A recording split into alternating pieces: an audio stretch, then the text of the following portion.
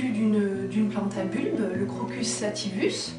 Donc ce qui nous intéresse, c'est la partie femelle, le stigmate plus précisément, les 3 brins rouges qu'on a à l'intérieur d'une fleur. Donc le safran est représenté par le stigmate une fois séché. Donc ce Crocus sativus n'a rien à voir avec les autres crocus printaniers que l'on trouve à l'état sauvage ou le colchique qui lui est toxique. Le safran est l'épice la plus chère au monde, tout simplement parce que les travaux sont effectués à la main encore aujourd'hui. Donc en France, il nous faut entre 150 000 et 200 000 fleurs pour obtenir 1 kg de safran sec. On plante les bulbes l'été, au mois de juillet de préférence, et on récolte chaque année au mois d'octobre, durant 3 à 4 semaines. Donc tous les matins, le safranier se rend au champ et récolte dans un panier les fleurs encore en bouton.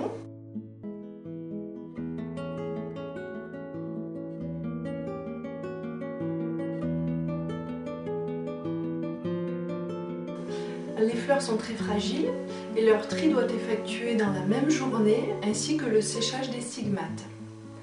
Au Moyen-Âge, on produisait des tonnes et des tonnes de safran en France, en Europe. C'était vraiment l'âge d'or du safran, du XVIe au XIXe siècle. En Provence, la production était importante jusqu'au milieu du XIXe siècle et a décliné progressivement, notamment à cause de l'exode rural.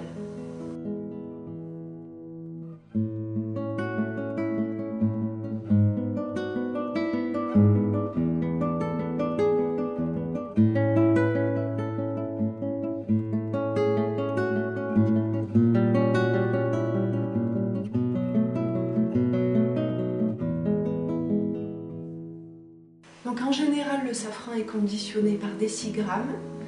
On peut conserver le safran de l'année 2 à 3 ans. Le conditionnement optimal est le bocal de verre. Donc le safran des montagnes est conditionné en bocaux de verre, fermé au bouchon de liège et scellé à la cire. Avec 1 g de safran des montagnes, vous pouvez cuisiner pour 50 personnes minimum, voire 150 personnes, puisqu'en salé, le dosage est nettement moindre. Dans un bocal d'1 gramme, on a à peu près 150 à 200 stigmates, soit 450 à 600 brins.